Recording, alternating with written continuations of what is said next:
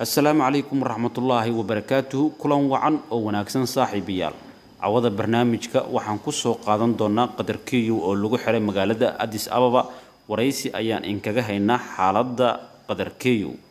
انت أنا برنامجك أقود قرين داوديال حلقني وألف ميديا جروب هدي على channel كاكو عصب تهي سبسكرايب سارو قنباليرك هالمامين سياد نقطة داودا أقهرية حقها أنباهنو haddii aad ka mid tahay asxaabtii hore noola joogtay waad ku mahadsan tahay la joogitaankaaga iyo daawashada xogaha aan baahino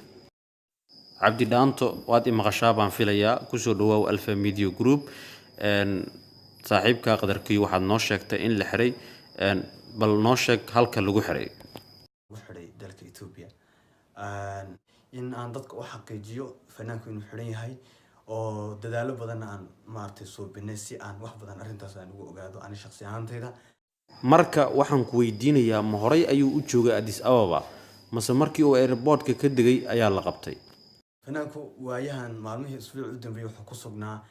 magaalada Hargeysa shalay ayuu wuxuu u socdaa dalka Ethiopia gaar ahaan caasimadda Addis Ababa fanaanka meesha laanta migrationka ayaa kulay ku dhagtay waxaad inoo sheegtay in ay ku dhagan tahay fanaanka laanta immigrationku bal ma noo sheegi kartaa sababta sababaha runtii ay fanaanka u qabsadeen aanu hadda halkan kama xaqiijin karo marka xilliga la xiray fanaanka goorma ayay ahayd waxaan idin sheegayaa in fanaanka shalay toole lagu xiray airportka xalay toolena uu meesha ku xidhnaa marka xalay markuu meesha ku xidhnaa baaritaan iyo kulli waxbaa socday baaritaankii iyo kulli hawlihii socday kadibna maanta ayaa waxaa loo qaaday xabsiyada magaalada dhexdeeda ku yaala marka ma noo sheegi kartaa xabsiga uu ku xiran yahay hadda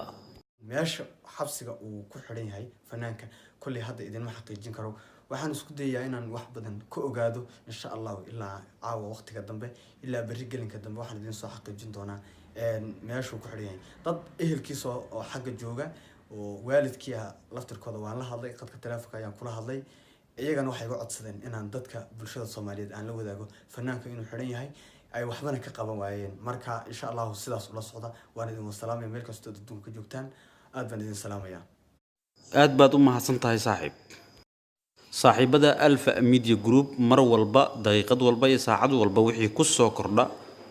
ayaad nagala socod doontaan insha Allah haddii aad ka mid tahay asxaabta nagu cusub subscribe saaro gambaleelka hilmaamin si aad u noqoto daawadaha ugu horeeya xogaha aan baahino haddii aad horay noola joogtay waad ku mahadsan tahay la joogitaankaaga iyo la socoshada barnaamijyadeena